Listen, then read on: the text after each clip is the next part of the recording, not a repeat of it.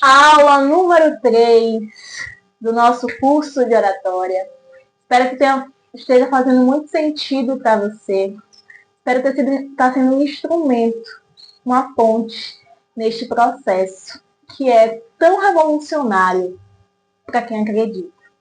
Hoje nós falaremos sobre vícios de linguagem. E esse tema, ele é extremamente amplo e difícil. Porque os vícios de linguagem, eles são hábitos que vão sendo construídos no decorrer da nossa vida. Sabe o então, bom? Gente, tem um vício de começo que é bem difícil. E ele está redigido nessas 3 palavras. O bom, o então e o bem. Tirar o bom é dificílimo. Porque o bom ele se torna um conectivo. Mas existem estratégias. Por exemplo, bom dia, é um prazer estar aqui. Hoje nós falaremos sobre oratória. Como fazer com que este medo de falar se torne um instrumento necessário para a sua vida? Você percebe o quanto que a mania é falar, bom, hoje nós estamos... Gente, esse bom, ele pode até ser bonitinho, mas ele demonstra insegurança, porque bom nada. Bom é apenas um adjetivo da língua portuguesa. Bom, mal, bem e mal. Então, desse modo, a gente precisa tirar. Viu o que eu falei, então? Isso aí é um vício que até a professora de vocês tem dificuldade. Eu não sou professora não, viu, gente? Mas eu gosto de falar assim que um dia eu vou ser. Bom, esquece. Então, esquece também. Você pode ir substituindo. A partir desse contexto, desse modo, eu preciso que vocês compreendam, nesse sentido, nessa perspectiva, a respeito disso. Tudo isso são conectivos. Por que isso aqui é um vício de linguagem? Porque bom, então e bem não são conectivos da língua portuguesa. Eles são adjetivos. Então, eu estou fazendo, lá no campo da gramática, uma derivação regressiva imprópria. Na verdade, regressiva não, imprópria. Eu estou fazendo uma derivação imprópria de algo que não tem sentido nenhum na minha linguagem. Então, evite esse bom, evite esse então, evite esse bem. E tem um que me irrita. São poucas as coisas que me irritam no campo da comunicação. Mas tem uma coisa que me irrita demasiadamente, que é o seguinte.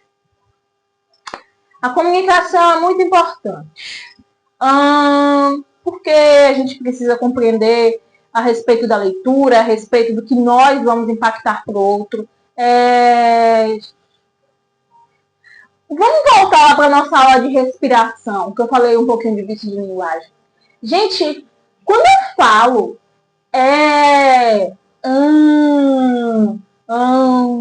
dá sono.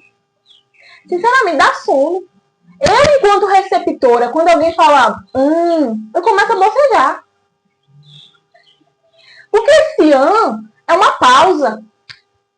Só que a gente tem tanto medo de pausar a nossa comunicação, porque na nossa cabeça pausar significa que vai dar branco, que a gente esquece. Pode simplesmente ficar quieto por 2 segundos. Se eu ficasse aqui, tu já tinha saído desse curso dizendo essa menina e não entendi nada. Quer me ensinar de comunicação falando não sei quantos vícios. Então, pare com isso, rapaz. Entenda que é um processo. Eu falei então de novo. Eu confesso que essa aula aqui é um divisor de águas na minha vida. Porque eu estou em processo. E é por isso que eu quero te ajudar nesse processo também. Eu estou aprendendo com você. E aprendo cada vez mais. Eu vou morrer estudando oratória. Porque todos os dias eu preciso me adaptar ao público. Eu preciso entender com quem eu estou falando. Eu preciso me adequar a cada pessoa que pode vir a clicar aqui neste curso. Eu não quero falar para o erudito, eu não quero falar somente para a pessoa que tem total capacidade. Não!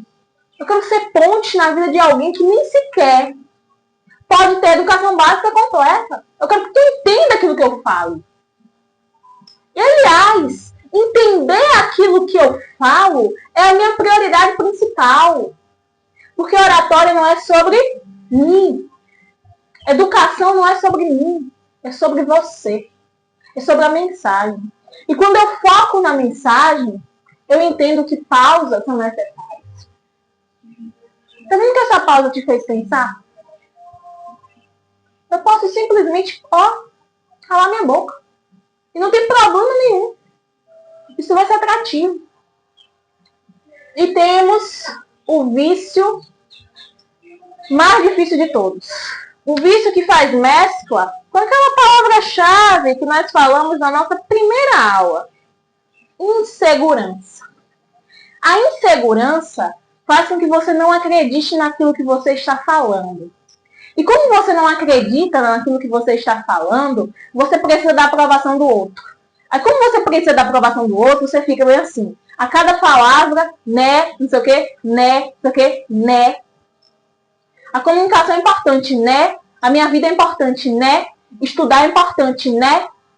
Ter um cronograma é importante, né. Desenvolver a minha oratória é importante, né. Tá? Né é interessante. Principalmente se você tiver uma sala de aula, por exemplo, e quiser confirmar né, 2 no máximo, tudo bem. Agora, você falar cada palavra, cada frase, cada período com né no final, demonstra que você não tem preparo ou não acredita naquilo que você está falando. E como você quer me persuadir, como você quer me convencer que aquilo ali que você está falando é importante, se você mesmo ou você mesmo não acredita?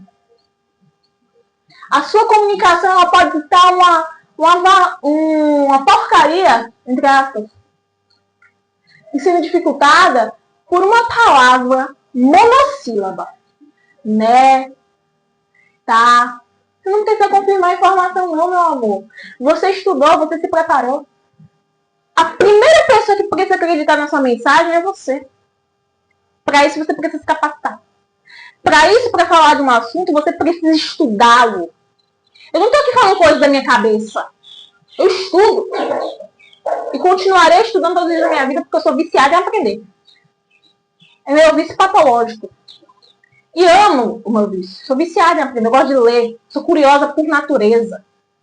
Aliás, seja curioso também. Se você quer dominar a oratória, primeira coisa, tenha conteúdo. Porque você ter postura, você ter articulação de fala, você tem até inteligência, você tem até desenvolvimento pessoal, e não tiver conhecimento, na hora a sua fala fica escassa. Tenha conteúdo. Se você vai falar, por exemplo, da Revolução Industrial, que começa na Inglaterra e vai se desenvolvendo,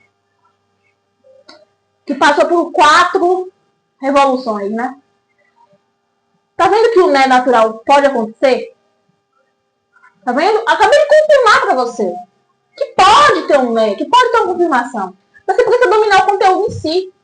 É esporádico, é exceção à regra. Para que a gente não acabe também com sua autenticidade.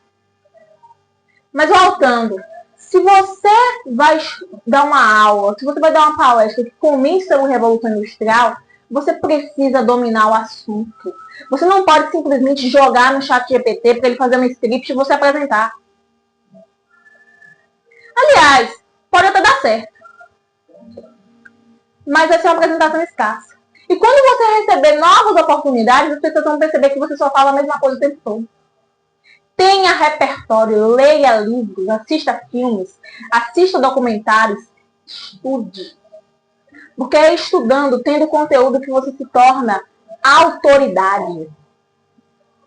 Se tornando autoridade, você tem ganho de causa, você tem experiência. E você entende que as coisas vão fluir com base na ciência. Porque falar o que eu acho é muito interessante, mas não tem nenhum interesse. Porque para montar essa aula aqui, eu precisei ler artigo. Eu precisei entender quais são as influências dos vícios de linguagem. Por que a gente tem um medo de falar em público que muitas vezes ultrapassa o medo da morte? Por quê? Estudos científicos falam sobre isso. Nós vamos fazer uma análise aqui do discurso de vários oradores. Vamos fazer, posteriormente, nas aulas de prática, vocês vão fazer discursos baseados nos estudos que eu vou trazer aqui de Mahatma Gandhi, de Rui Barbosa, de Barack Obama, de Silvio Santos, para eu aprender com quem já é bom a examinar, a entender. Porque eu não posso simplesmente ser rasa. Por isso que é difícil aprimorar a comunicação. Porque é muito mais fácil você ser um falador do que ser um comunicador. A grande realidade é essa. Mas eu não estou em um curso de faladores. Eu estou em um curso de gente que entende que comunicação é prática e comunicação é ciência. Porque eu não quero te destravar apenas. Eu quero te destravar de um jeito certo. Para que você não fique aí falando abobrinhas por onde você passar. Falei disso, viu, gente? Soltei o verbo. Porque muitas vezes a gente quer melhorar e a gente não quer ter prática.